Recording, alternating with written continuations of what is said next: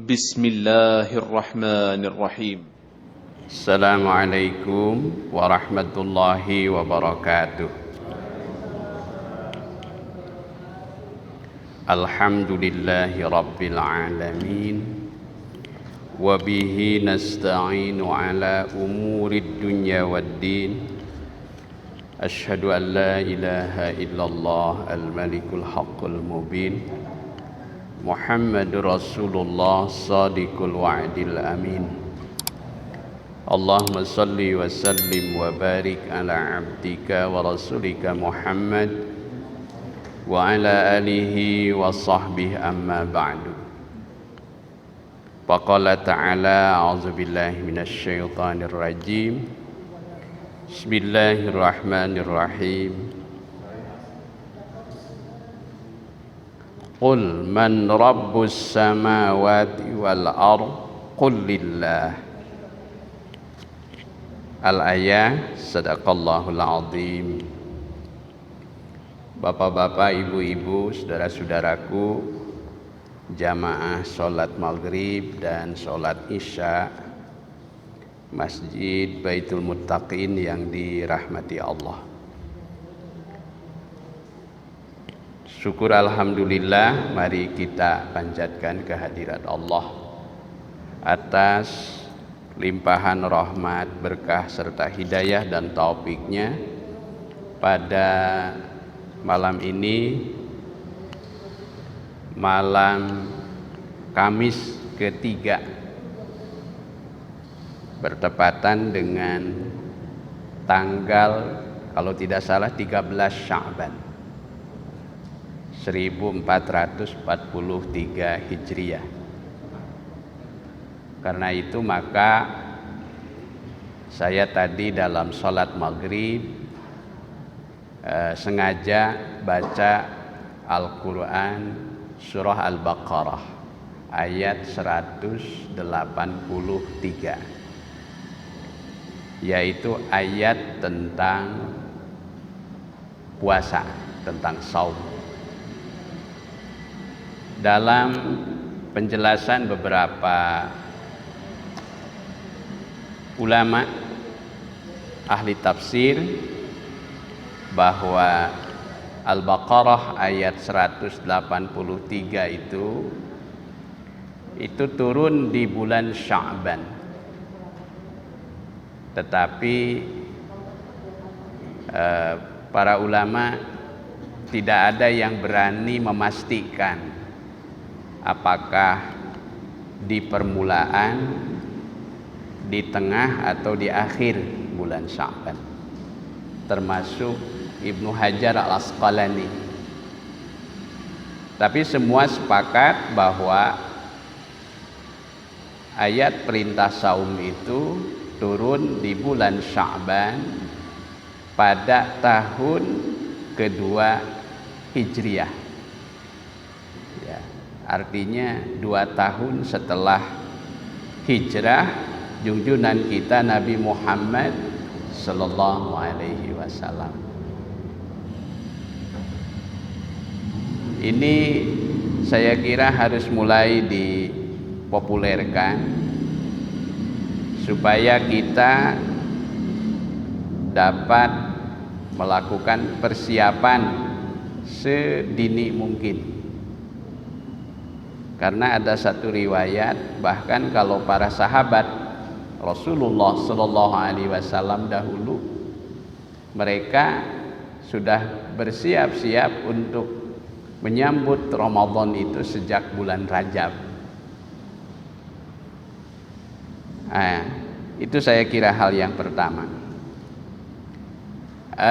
Sebelum nanti kita lanjut materi pokok yaitu Minhajul Muslim, saya perlu mengulas sedikit dari kandungan makna Al-Baqarah 183 ini.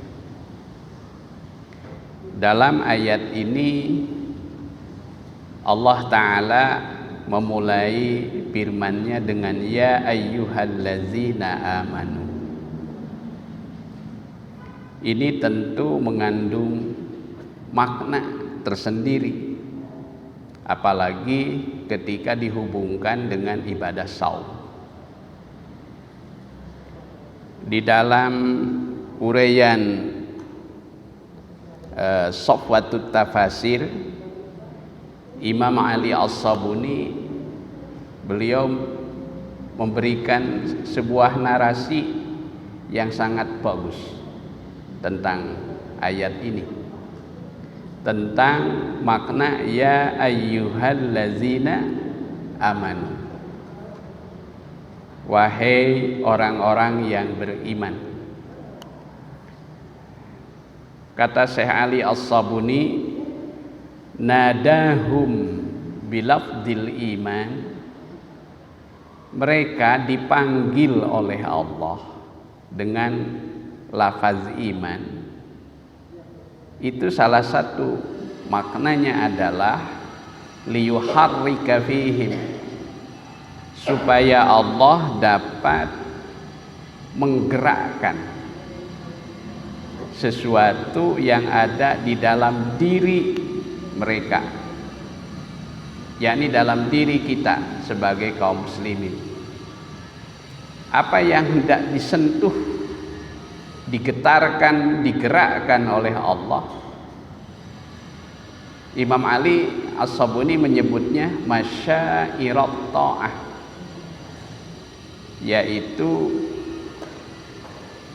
kesadaran untuk taat. Jadi titik kesadaran untuk taat. Sebab bukti yang paling otentik dari keimanan seorang muslim itu sesungguhnya yang paling pokok terlihat pada ketaatannya. Itu yang paling pokok. Jadi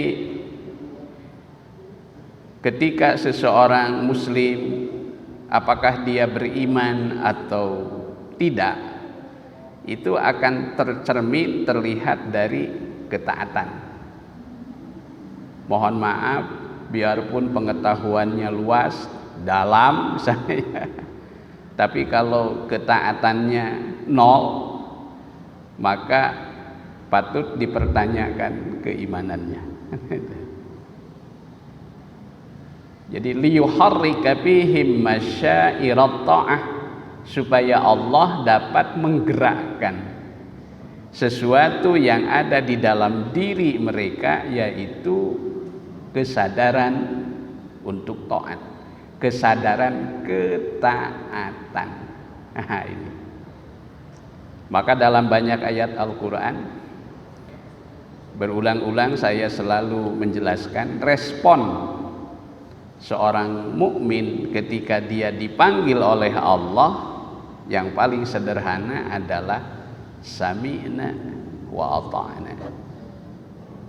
Kami mendengar ya Allah, dan kami siap untuk menjalankan ketaatan.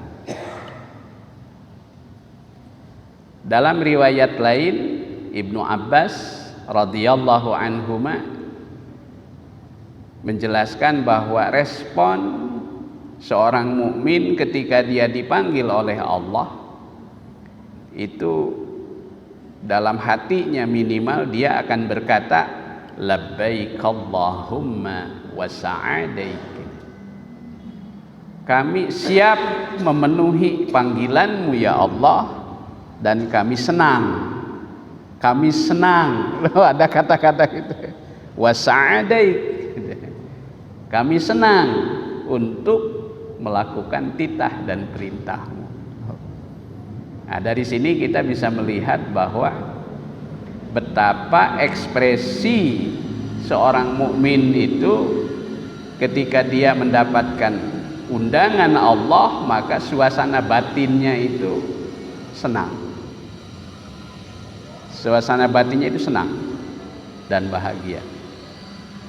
Bahkan lebih hebat lagi, Imam Ali As-Sabuni beliau menegaskan begini, selain liyuharrika fihim masyairat ta'ah, beliau menjelaskan wa yuzkiya fihim, dan Allah hendak mengobarkan Ini mengobarkan sesuatu yang ada dalam diri mereka, yaitu apa? Jadwatal iman, gelora, semangat keimanan. Wah, ini berarti kalau seorang mukmin yang sudah benar-benar teruji, ketika datang berita panggilan saum itu, waduh, mereka benar-benar senang, semangat gitu, bahagia. Jadi apa namanya, kalau dalam istilah olahraga itu termotivasi ya, mental juaranya itu ya. Termotivasi mental juaranya. Karena itu mari kita bayangkan ketika seorang mukmin, seorang muslim sudah tergerakkan kesadaran ketaatannya, bahkan sudah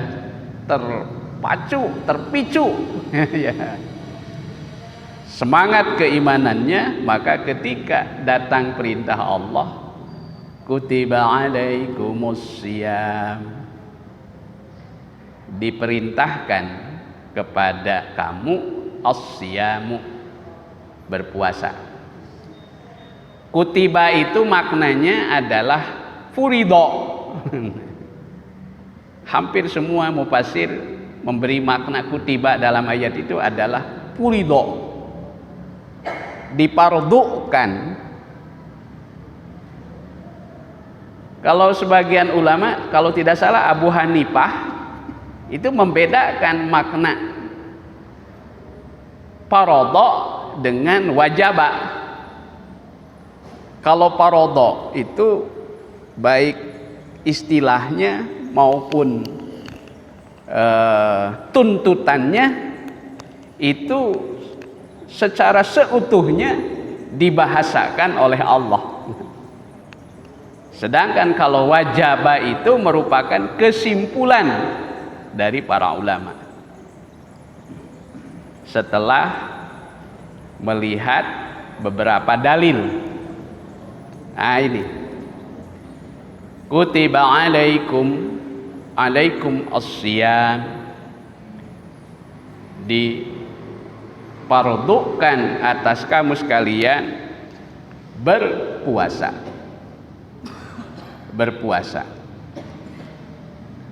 Nah, perintah puasa ini tidak hanya dibebankan kepada kita selaku umat Nabi Muhammad sallallahu alaihi wasallam, tetapi dia sudah diperintahkan sejak dahulu terhadap umat-umat sebelum umat Nabi Muhammad, termasuk dalam hal ini kepada Yahudi dan Nasrani. Saya baca di dalam kitab I'anatut Talibin. Nah, ini I'anatut Talibin. Ini kitab I'anah. Syarah dari kitab Fathul Mu'in. Kalau jamaah sekalian ingin belajar fikih Syafi'i, fikih Imam Syafi'i, paling tidak harus sudah membaca Fathul Mu'in. Penjelasannya adalah I'anatut Talibin. Lengkap ini. Karena itu termasuk saudara-saudara kita, mohon maaf saya tidak bermaksud kampanye, saudara-saudara kita di PKS ketika setiap tahun saya selalu menyelenggarakan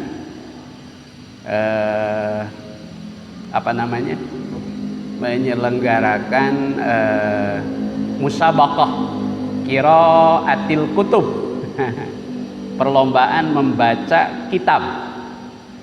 Nah, kitab yang dilombakan itu adalah kitab Fathul Mu'in. Kitab Fathul Mu'in.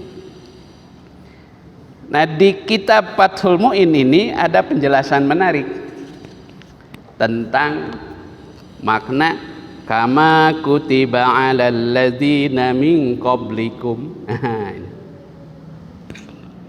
Ala mutlaqis saumi duna qadrihi wa zamanihi. Wakila innahu laisa minal khususiyat bihamlit tashbih ala haqiqatihi. Dan dikatakan bahwa sesungguhnya saum tidak hanya khusus dibebankan kepada umat tertentu secara hakikah, li'annahu kila ma min ummatin, karena sesungguhnya dikatakan ma min ummatin, tidak ada dari satu umat illa waqad farada alaihim Ramadan, tidak ada dari satu umat kecuali sungguh telah dipardukan terhadap mereka Ramadan, illa annahum dhallu anhu,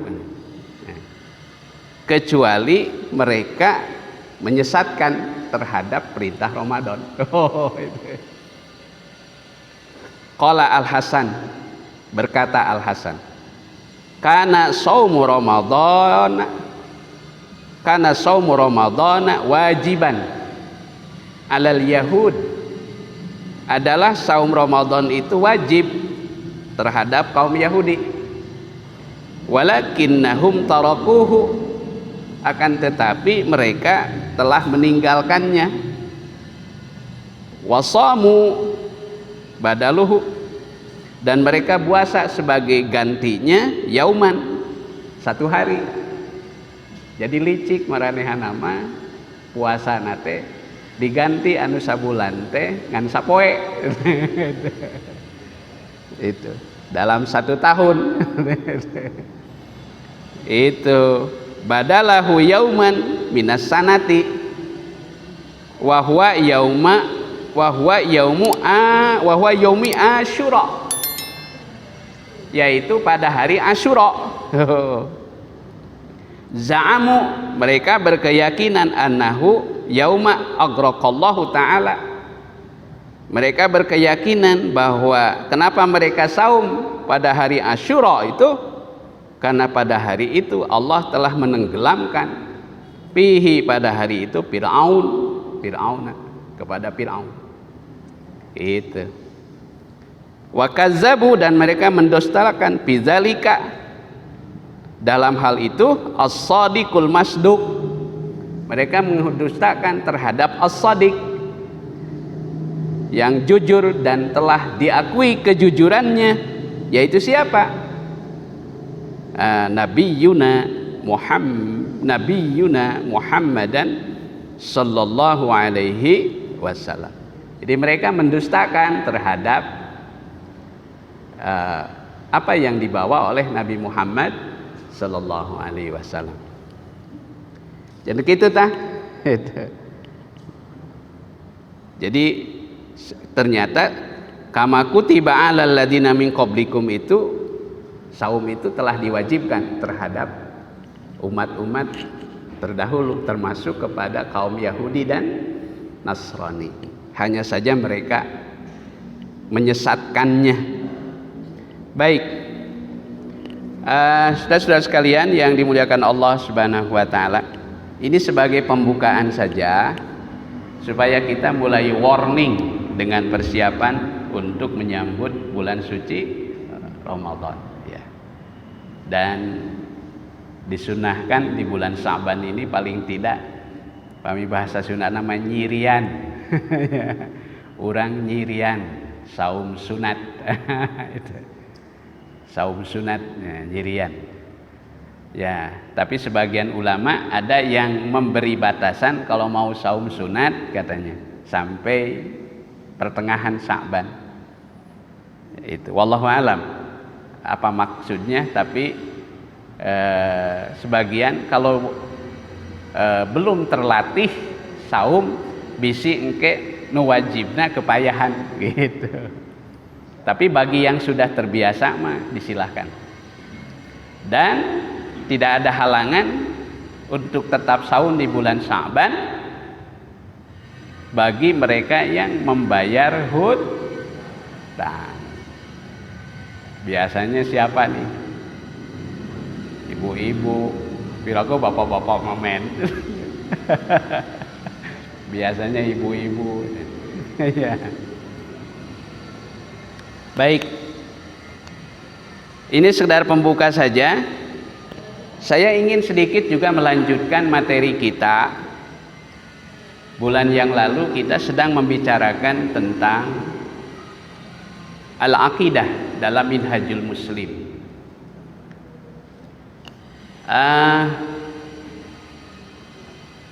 Malam ini kita akan singgung sedikit tentang al-imanu birububiyatillahi ta'ala likulli syai'in. Iman terhadap rububiyah Allah Ta'ala atas segala sesuatu. Yu'minul muslimu birububiyatihi ta'ala likulli syai'in. Seorang muslim percaya, iman, iman terhadap kerububiyahan Allah Ta'ala atas segala sesuatu. Sedikit kita bahas, apa itu rububiyah? Rububiyah itu terambil dari kata rabba yurabbi tarbiyatan. Maka ketika kita sholat, surat pertama yang kita baca adalah surah Al-Fatihah, di mana di dalam surah itu kita secara langsung maupun tidak langsung kita mengakui kerububiyahan Allah. Alhamdulillahi Rabbil Alamin. Segala puji bagi Allah, Rabb sekalian alam. Alhamdulillah di situ maknanya, alif lamnya itu maknanya lil istighraq, kata para ulama. Maksudnya untuk menenggelamkan pujian kepada selain Allah. Jadi sejatinya yang berhak dipuji itu hanya siapa? Hanya Allah Subhanahu. Sejatinya yang berhak dipuji itu hanya Allah.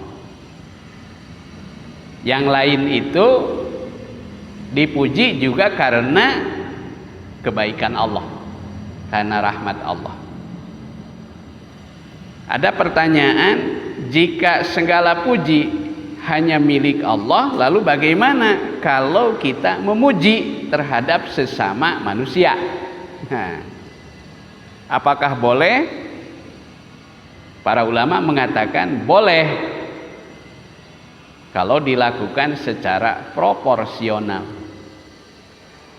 tidak berlebih-lebihan. Apalagi kalau ada maksud untuk menjilat. Itu ya. Itu. Dan juga dengan syarat bahwa orang yang dipuji itu tidak boleh pupujian. Itu tidak boleh pupujian. Tekau dipuji mani engal, apanya itu Pak? Hidungnya itu.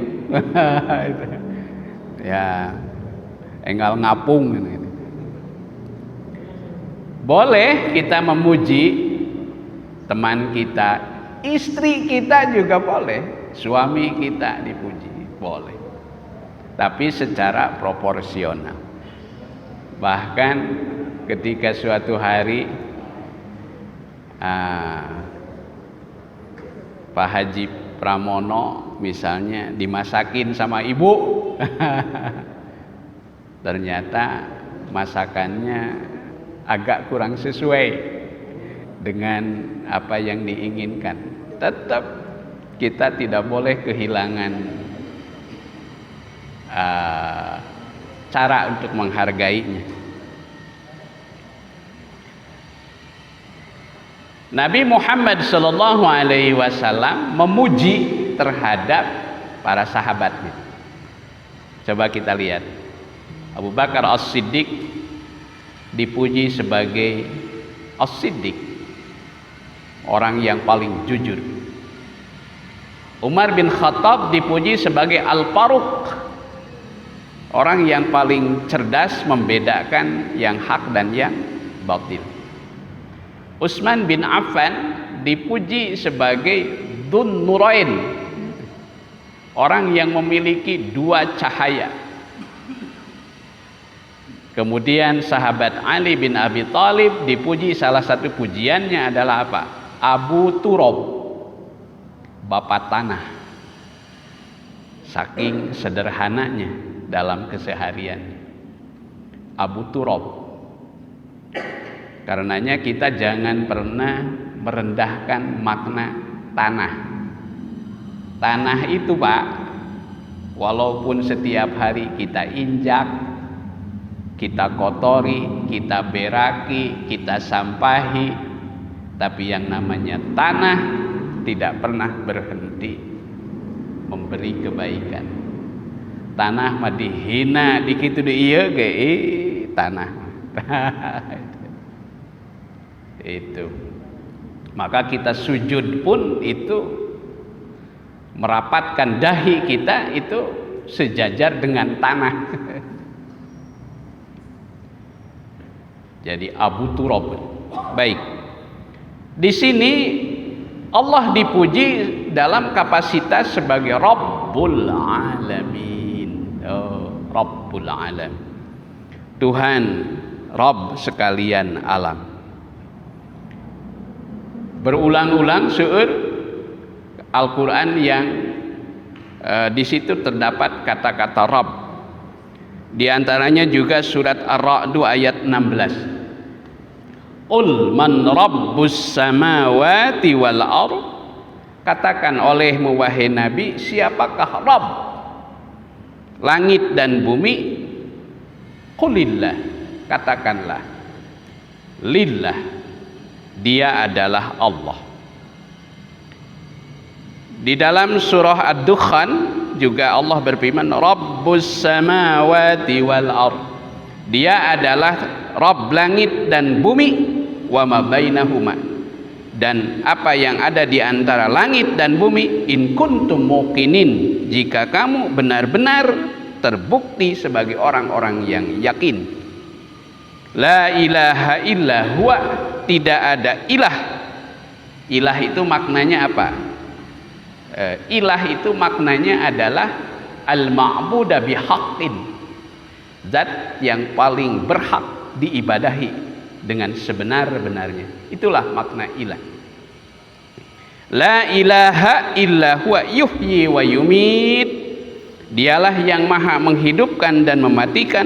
Rabbukum, Tuhanmu, wa rabbu abaikumul awwalin, dan Rabb nenek moyang kamu yang terdahulu. Ulah syukur dah. Bahkan secara primordial kita sudah mengakui keberadaan Allah sebagai Rabb ketika dahulu Allah meniupkan ruh kita ke dalam janin.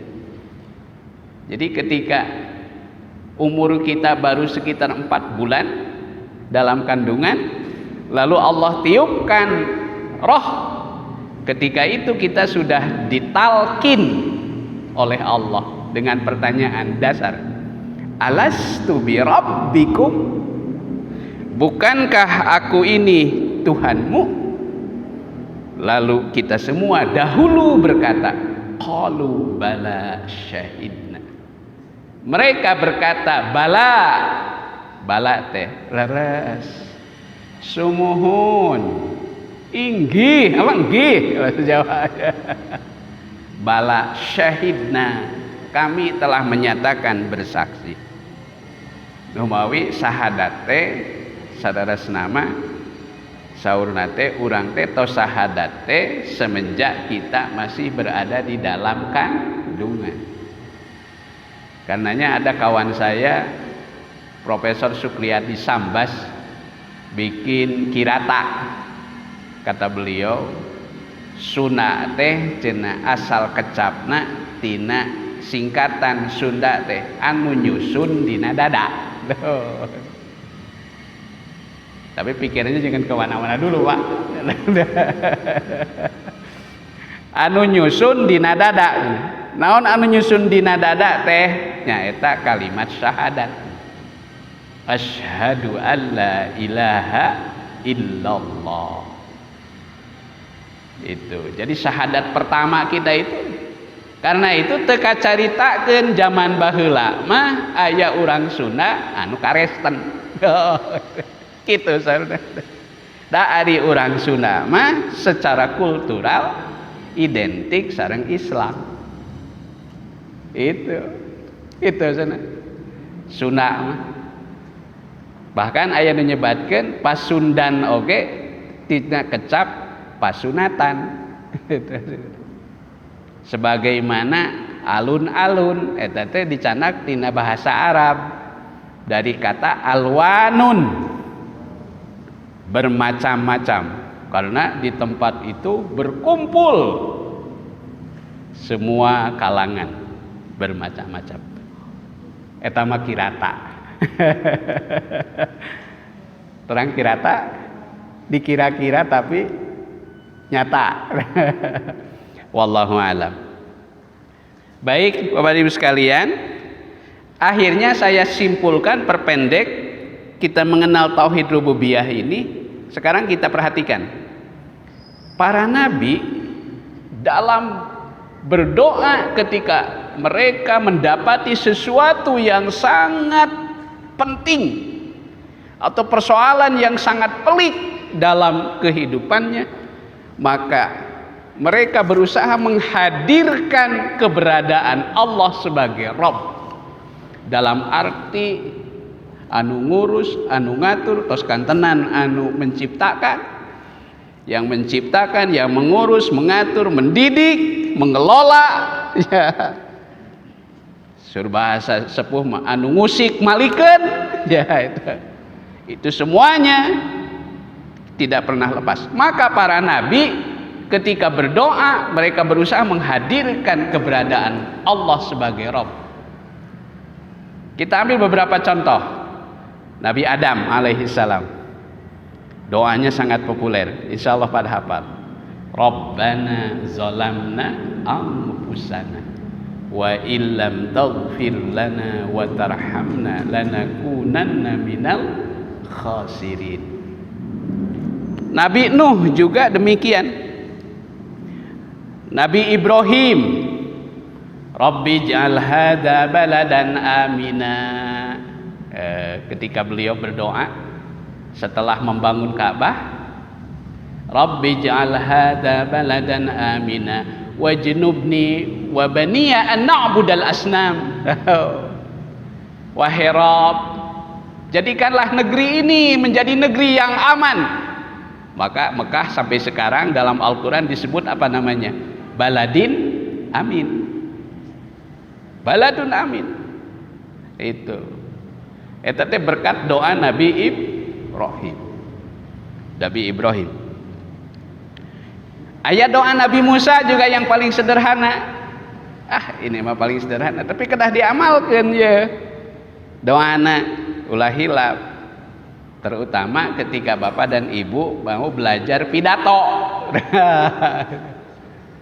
Sebelum berdoa, sebelum tampil tuh baca Rabbish shrahli sadri wa yassirli amri wahlul 'uqdata min lisani yafqahu qawli. Oh, itu doa Nabi Musa alaihissalam. Terakhir, saya contoh-contohnya dari Al-Quran, saya hanya sebutkan beberapa contoh saja. Nabi Muhammad sallallahu alaihi wasallam ketika beliau menghadapi kesulitan yang sangat pelik, indal qurab, bahasa Arabnya kesulitan yang sangat pelik. Kesulitan yang sangat pelik, nuju mumet, pikiran sedang sulit, sedang sulit.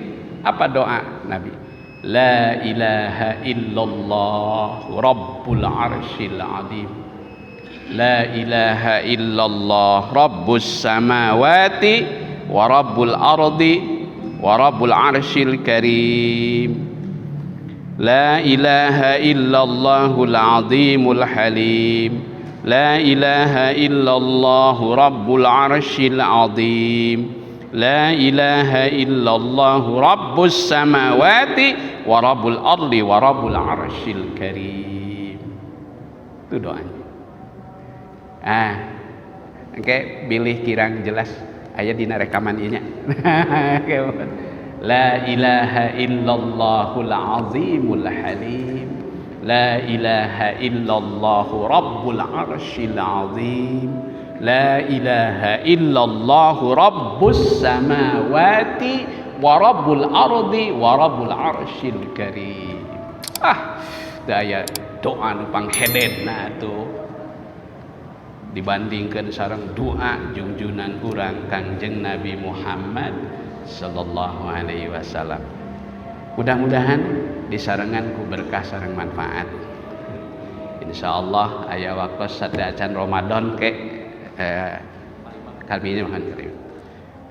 Saya mohon maaf nggak bisa lanjut sholat isya di sini karena saya jam 8 sudah ditunggu harus berada di Dago takziah, ada keluarga dari dosen ITB yang dipanggil Allah Subhanahu wa taala.